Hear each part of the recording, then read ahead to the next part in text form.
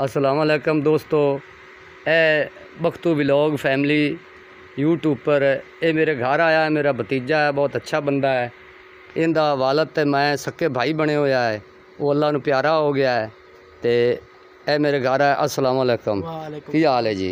और खैरियत? शुक्र अल्हम्दुलिल्लाह। और माई भी तकड़ी, काम सही जा रहा है माशाल्लाह। बड़ी खुशी हुई है यार तेरे आया दी, आया गया कर यार, भतीजा साडा, बड़ी मेहरबानी। मैं क्या जी, आज मैं थोड़े को चक्कर लाया मैं और थोड़ी गल्लां बातां जिन्हें शेर बंदा पैरा बजन कर लवे अच्छियां होंदियां ने, लेकिन बंदे नू अच्छे ताल्लुकात भी इंसान नू रखने चाहिए। बड़ी मेहरबानी, बड़ी मेहरबानी। हाँ जी, हाँ जी। बकाया एडा रौला कोई नहीं होंदा। इंसान का ही एक वसीला होंदा है और एक हीला होंदा है। इंसान को जाना चाहिए और उनकी जान देखभाल जिन्ना करनी चाहिए, और इंसान ही इंसान का जेड़ा काम हमेशा आंदा होंदा। बड़ी मेहरबानी, शुक्रिया। उन्होंने दा मोटरसाइकिल खड़ा है मेरे तो को तकल्लफ करके बड़ा आए ने, बड़ी दूर तो इन्हों की बड़ी मेहरबानी।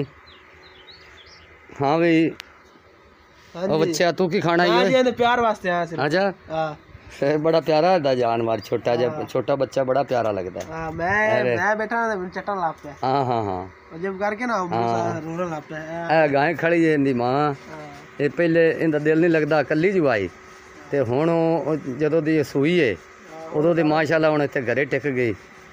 मैं खुरली बनाई हुई इनकी, आपदी इट्टां वाली रेहड़ी दे विच पा देना। अल्लाह गुंजाइश दसी तो मैं पक्की भी बनावांगा, अल्लाह एक जानवर भी होर देवे।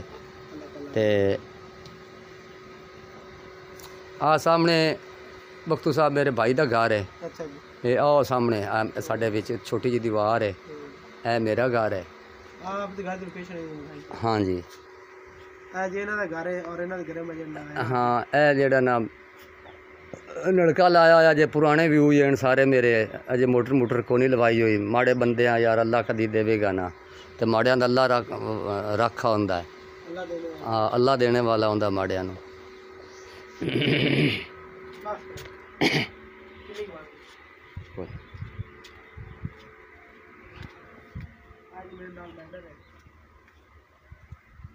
ए मेरे सारे गुआंढियां दे बाहर मैंडर है, ए मैंडर चल रहा है,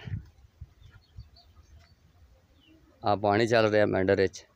इत्थों असीं मोशियां नूं पानी भी पिलाउने आ, ते सानू बड़ी मौज है इत्थे, पानी की निकासी की भी बड़ी मौज है। ए मेरे भतीजे का घर है, और सामने बनजे रहिंदे ने, और नीले गेट वाले।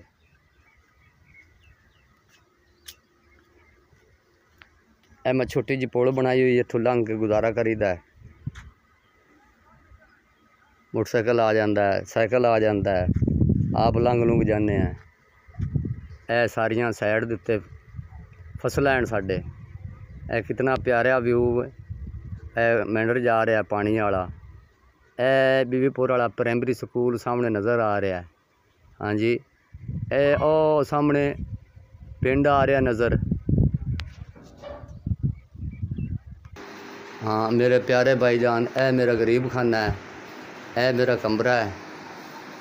हाँ जी, ये छाते दी बनाई है, टीयर टैल दी, ते प्लस्तर अजे करन वाला है। हाँ जी, ए दीवारां हैं कच्चियां हैं, अपना अजे प्लस्तर करन वाली हैं।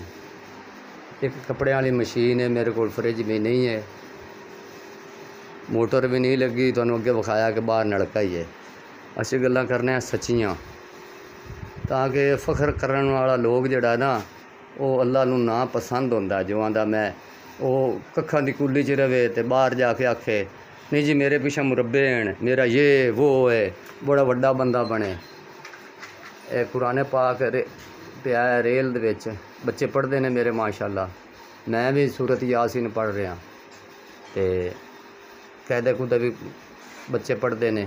अल्लाह ताला उन्होंने हिम्मत देवेगा कदी, तो वो पढ़ जावणगे, तो अल्लाह ताला उन्होंने इस हिदायत ते लावे, मौला हुसैन लाजपाल।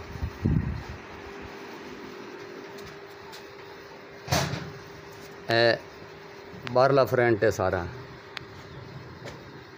ए छपरा है मेरा जी।